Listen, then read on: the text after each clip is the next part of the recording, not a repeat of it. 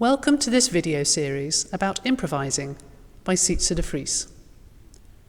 You can support this video series by donating the amount of your choice to Sietze de Vries' Patreon account, which can be found by searching Sietze de Vries Patreon or by finding the link in the description below the video.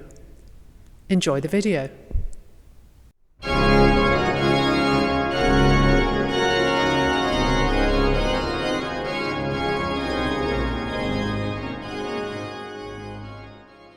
We talked a few times about three-part harmony, and that's actually a very important thing to master, and it's much harder than four-part harmony, because if you have the safety of playing a triad with the right hand and a bass note with the left hand, you really know exactly what you're doing, where every note is going. And with three-part harmony you have to make some choices when it comes to voicing. But of course you have more options as well. You can make things much more interesting by adding interesting motifs, some ornaments, because you have, very practical, you have more fingers free to actually make all those extra ornaments or motifs. So let's see what Pachelbel does in partita 9.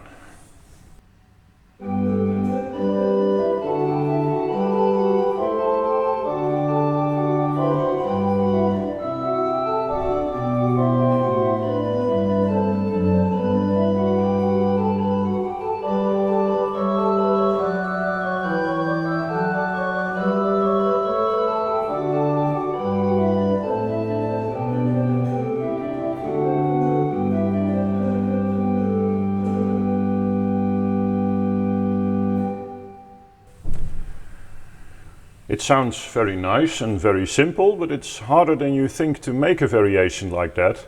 And like I said, three-part harmony is the key here. So let's go to our own theme, the Old Hundredth, and see how you can make a nice three-part harmony without all the extra motifs that you hear in the middle voice with Pachelbel.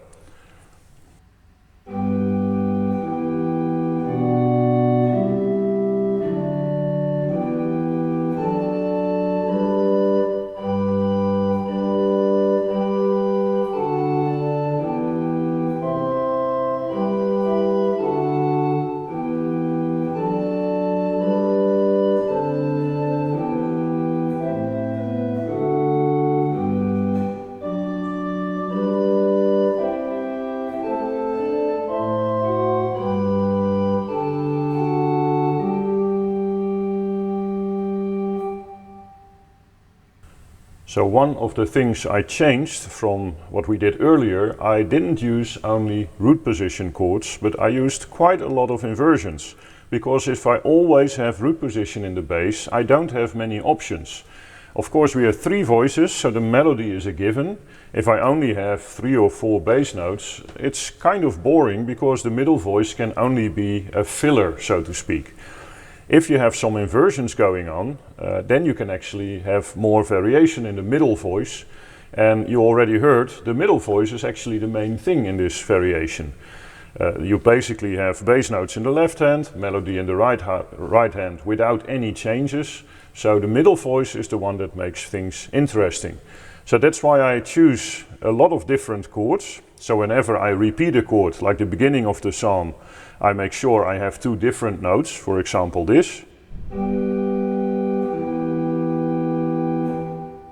So that's 1, 6, but also inversions like here.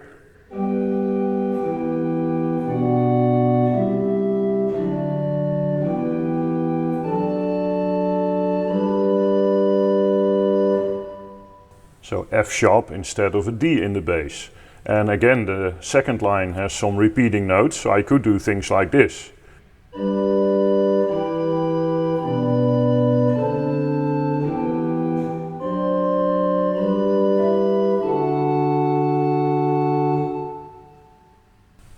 And even a very nice dominant 7 chord like this.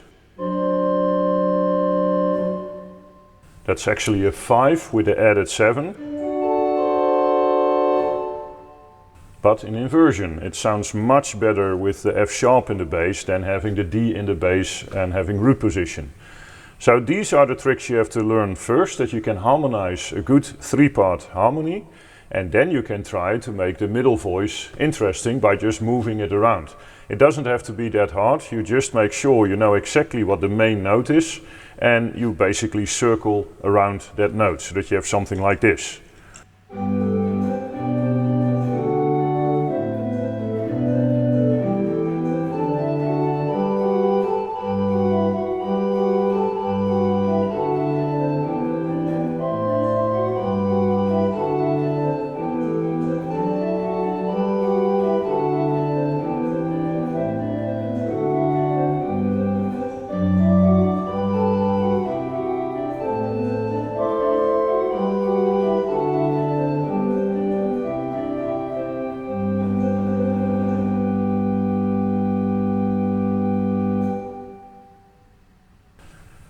And in my score it actually says you could play the left hand in the pedal, and that's a good suggestion.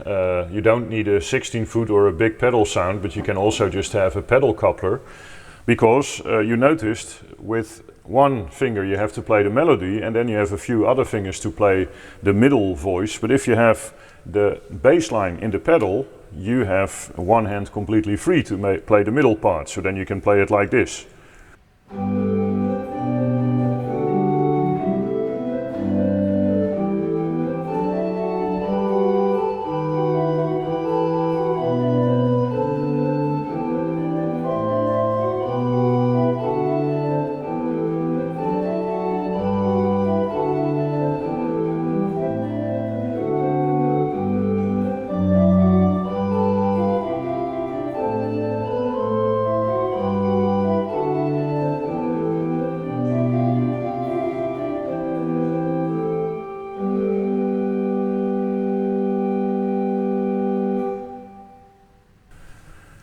And then it's actually a small step to do it even on two manuals with a solo stop, a different sound in the pedal, a different sound in the second manual, so that you have a real trio, and that sounds actually beautiful. So it gives you a lot of options, but first make sure you can actually make a good three-part harmony. That's the key of this variation. Good luck with that.